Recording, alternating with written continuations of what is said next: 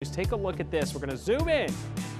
Paul, little Ray Goulet is here, and that isn't a run-of-the-mill spider, is it? No, this is actually a baby tarantula, and I was, we're going to be on the 8 channel today, and I was looking for an extra animal to bring. I'm like, you know what? We always bring the biggies. The biggies, and I'm like, wouldn't it be cool to actually show people that tarantulas aren't all these giant spiders, and not that this guy's not going to be big. This guy's going to have about a 25-centimeter leg span when he's full grown. He's and how old is he? This one is about 6 months old now. He was born in captivity. There's somebody in Montreal, actually, that bred this guy that we got him from. And how long does it take to reach full size? This guy's going to take about 5 years to be full size, and then once he's full size, can live another 10 to 15 years, which is pretty impressive. So when you get a tarantula as a pet, if that's what you decide to do, this is a commitment. It's a long-term commitment, and I did bring animals to talk to people about today, specifically with that, just to talk about if you're going to buy a pet.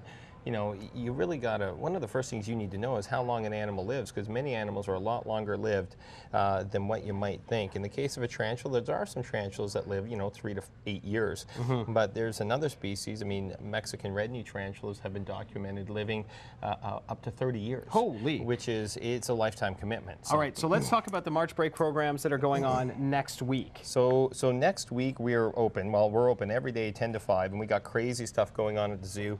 We're going to be doing hands-on demonstrations, feeding demonstrations like we always do, gator shows. We have this unbelievable new program with our alligators where we're training them to touch targets in order to get food. Really? Yeah. So you're seeing some real intelligence from them. Oh, absolutely. We know they're intelligent. We tell people that all the time, but every day, twice a day, usually around 11:30 and 2:30, there's a gator show and feedings, which is super cool. And this guy. With our new renovations in our zoo from a year and a half ago, we now have rotating exhibits that come through.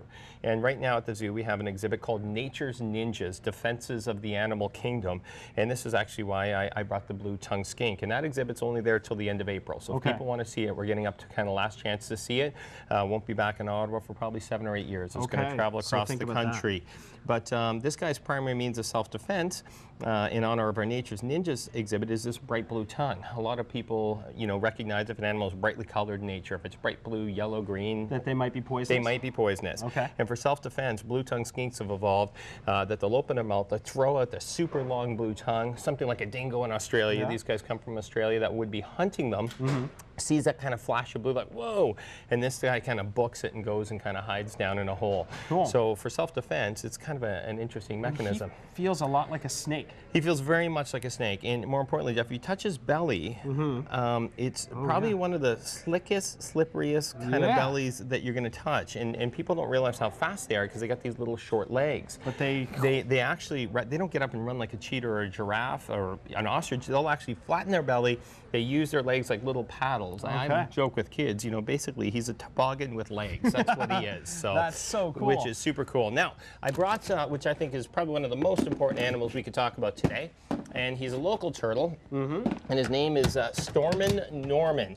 And in the spring, I'm hoping to come back on with you guys with a whole bunch of local turtles. Look at Stormin Norman I've had since 1995. He's actually a local snapping turtle that somebody had taken out of the wild as a pet. Thought it'd be a good idea. Obviously, turtles, 60 to 80 years maximum life, they just don't make good pets. And they just, many of them just get too big. In the case of my buddy Stormin Norman here, once he had been taken out of the wild, he no longer could be put back in the wild, and we have him now. And we do use him for educational programs and obviously take excellent care of him. But if you ever see a turtle in the wild, it's critically, any animal in the wild, we shouldn't be taking animals out of the wild so we can have as a pet. And once they've been there, we just can't. But turtles, all turtles in Ontario, Jeff, all at risk of extinction, except for painted turtles and turtles crossing the road. The spring's coming. You see a turtle on the road, you need to move them off the road. It's the single thing that we can be preventing. So go ahead and to help pick them up and move them. Yeah, if it's a snapping turtle, we tell people they will kind of try to bite and stuff. If you can stop your car, kids, obviously be careful crossing the road. Grab them by their tails. It might sound kind of mean. and you can drag them off the rope. It's better than them getting run over. Better than being run over. So you don't want to reach here, because can they reach around? Yeah, so if you were to grab this turtle here, like I'll grab him like this on the side of the road, because I know that as much as it looks like his head's going to get there, it's not actually going to get to your fingers if it's like this. For somebody who doesn't have experience, he can take his neck and get it back to about here.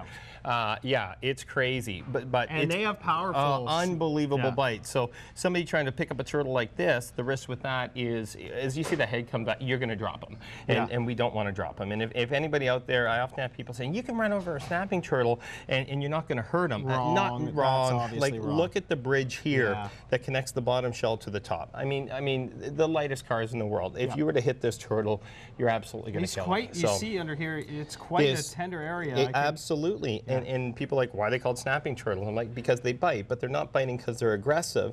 They're biting because they don't have the belly plate that other turtles have. And if an animal flips a snapping turtle over, they'll have no problems tearing into their fleshy tissue. So they need that defense. They need that defense. Coming up, we're going to see some other cool stuff that you can find at Little Ray's Reptiles during March break, including perhaps a big old snake. That's on the way.